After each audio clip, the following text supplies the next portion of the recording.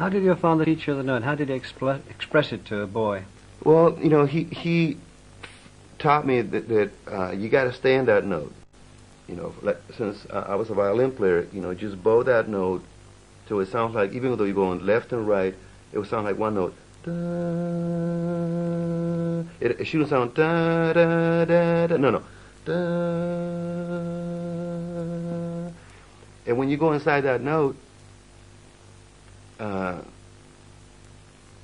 he taught me some of it. The rest of it I learned from what I call the University of the Streets, because I left home and I just got involved with the streets. But it's a thing that you particularly admire about Miles Davis, isn't it? Yeah. That note. See, in one note like this, it has 5 things, but it's like that, one note. Soul, heart, mind, body, cojones, your vitals, one note. When you hit that note, people's hair stands up, and they get this goosebumps upon goosebumps. But so you have to know how to get inside that note. 5 things: soul, heart, mind, body, and your vitals, in one note. It's not the volume or the amplifier; it's the presence of it. If you put a cymbal upside down, and you plug the hole, and you put sand on it, and you hit a key on the piano, the sand would rearrange itself to that note. You hit another note and it rearranges itself. So imagine if it does that to sand, what it does to your cells and your molecules. This is why guitar players, you know, they're not going to go out of style.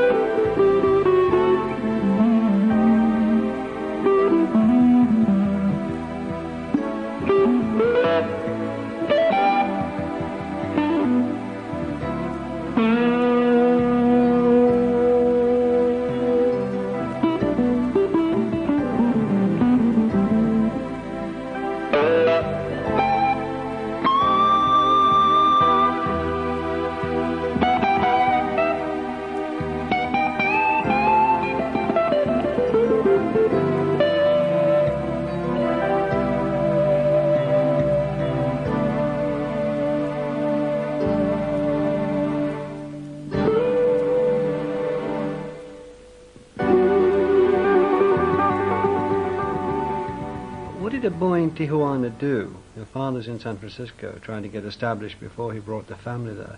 What did a boy like you do in order to get hold of an electric guitar? I presume, but comparative to your income, as it were, they were expensive. So how did you get hold of one? I started working at some strip joints from 4 o'clock in the afternoon till 6 o'clock in the morning. We play for an hour, and 1 hour the 4 or 5 hookers would strip. And that was a lot of fun, you know. Especially when you're a kid, you say, oh yeah, this beat's going to school, you know, I mean, or going to college or whatever. What were you playing at these strip clubs? Were you playing mariachi music? Still? No.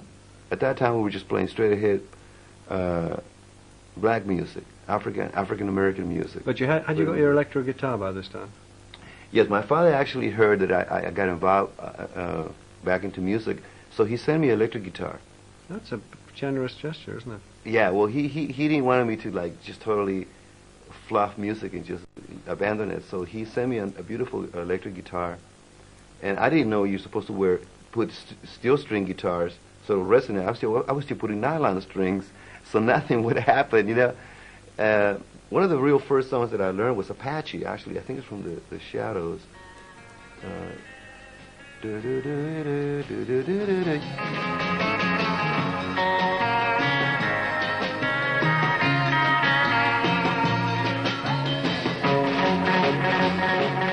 My first nickname in Tijuana, they used to call me Apache because that's the first one that I learned.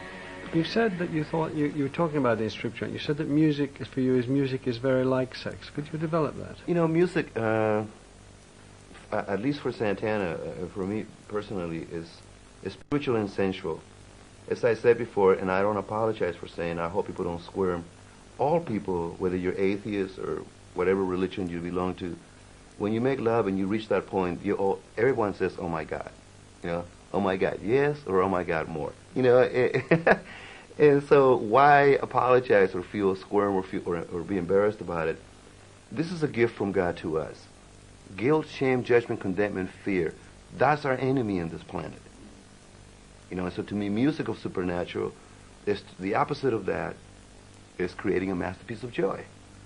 You were in San Francisco at a time when lots of people thought they could create masterpieces of joy out of a tremendous mayhem. We got Black Panthers, we've got Vietnam, we've got television pictures of people pouring gasoline on themselves, we've got new bands, we've got new sorts of music coming up, and you're Grateful Dead, Jefferson Airplane. Now you're in the middle of, what was it like to be in the middle of all that? If you're in it, all of a sudden, you know, the Beatles started taking LSD. You know, you can tell when they all of a sudden they went from cute pop songs to just serious issues about life and another. Let's call it consciousness revolution, because that's what the '60s really what it was about. The Black Panthers, Vietnam, the hippie movement, the music of the Beatles, and everyone here in England, the Rolling Stones. You could tell when they changed, when they took the first mescaline or LSD or peyote, and called mind-altering consciousness, dorsal perception. You can tell by immediately by one album when it all happened. You know, you can just it's all documented.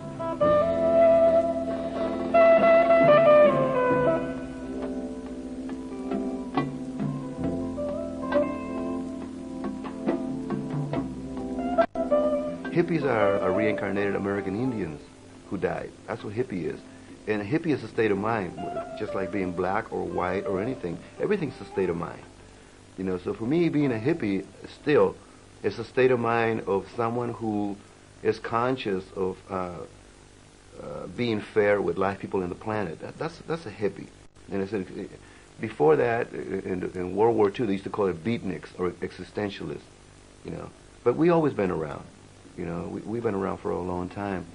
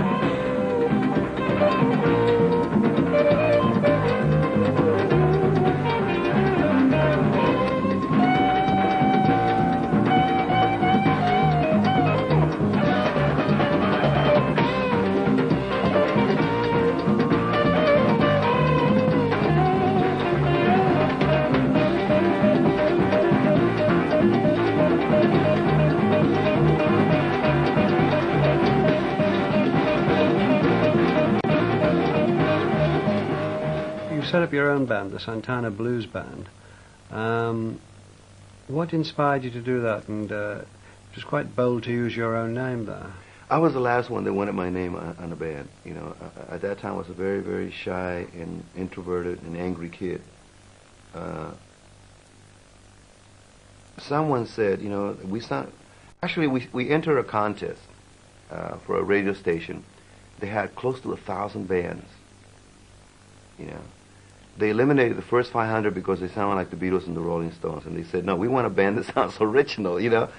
And then after the last 500, we were in the last three, the top three.